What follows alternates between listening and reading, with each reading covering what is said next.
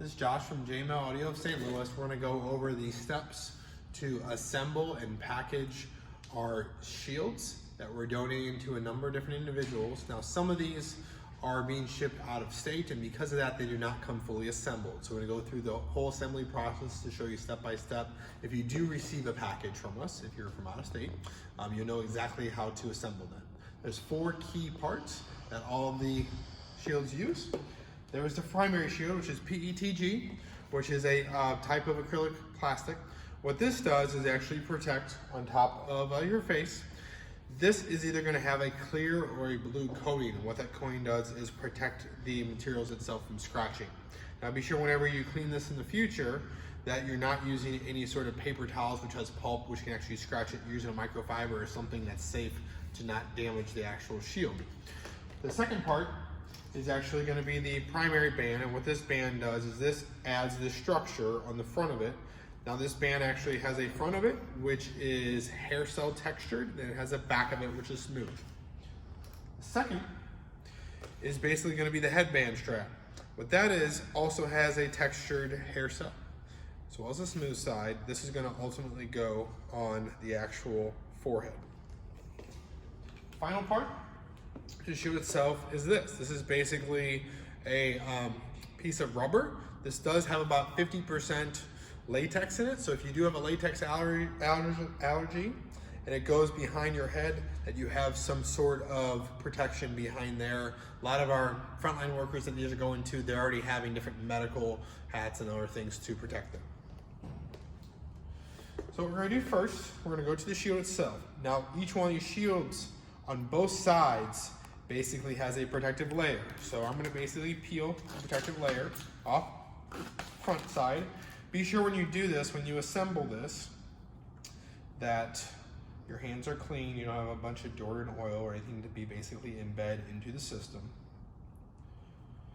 Now, if you prefer, you can actually take all these parts, if you're working at a hospital, like a lot of these people that are getting these, and you can actually sterilize all these components prior to assembly. That way and then you can clean up one last time instead of having it all assembled and then trying to sterilize it. Maybe make it a little bit easier for the first time around. So we're going to take this part with the texture, and what this is going to do is you're going to go behind the shield itself and put it through the first hole there. So now the texture is actually towards you, towards the shield. Then you're going to have the second part. You're going to go through that as well. You know it's correct because on the back of it, you should see the smooth, and the smooth is on the same surface, and the texture actually now has the smooth surface on front of it. And what this is ultimately going to do is give the front of the actual shield the structure to hold itself out.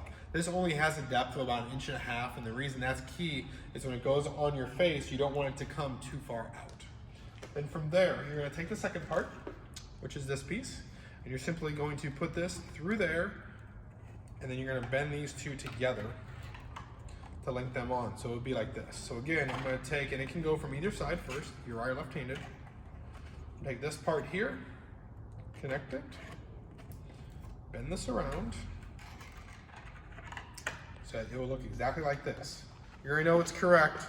If this is smooth on here, both parts on the back is now smooth, and you have your structure. And the idea is these will all lock together and protect you from the shield just like this.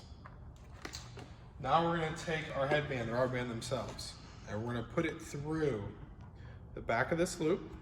We intentionally cut these at a 45-degree angle for you, so it's very easy to bring through here. So you put it through the first opening, bring it through a little bit, and you're going to flip it back, just like so. At first, have it so that the shortest section is only about a 1/2 inch away from this. That way you have maximum slack. This is the original holder. This is the retainer, which protects, keeps it from sliding back. You want to be sure that the rubber band is flat, so it's not spun or knotted or anything. You're going to have the second part now, just like the first one. You go through this first, then you're going to go through this opening right here. So as you can see, it holds itself together even without that. This is just basically a secondary retainer. Then we're going to go here. And then that's going to basically bring us up to speed. So the idea is this is everything, how it's all together, connected. If you want to tighten it up from either side, you can pull right here, and you can pull this back. Same thing here, from this other side, pull this, and tie it up. If you want to loosen it, same type of thing. Loosen it first. I always tell our frontline workers who are using these, start in the loosest setting first, because it is definitely snug. You just don't want to be sliding around on your face. So you just put about a 1/2 inch right here to here. And then you can obviously tie it from there. When you actually put these on your face, take the front of the shield right here in the back of the band. You want to be sure that, again, the band is not tangled. You're going to pull here and pull back here. Once it's behind the back of your head, you can let go, and then you can actually use these two sides right here and actually adjust it on your forehead where you need it to be, and get the band where you need to be. So that's all the steps. If you have any other questions, feel free to give us a call. My direct number for this at the moment is 314-324-5502. You can also send us an email, josh@jmlaudio.com. Just so you know, the traditional N95 masks will fit within this, as well as traditional protective glasses. We also have clients that have the loops and magnifiers that go on those. Those are all clear as well.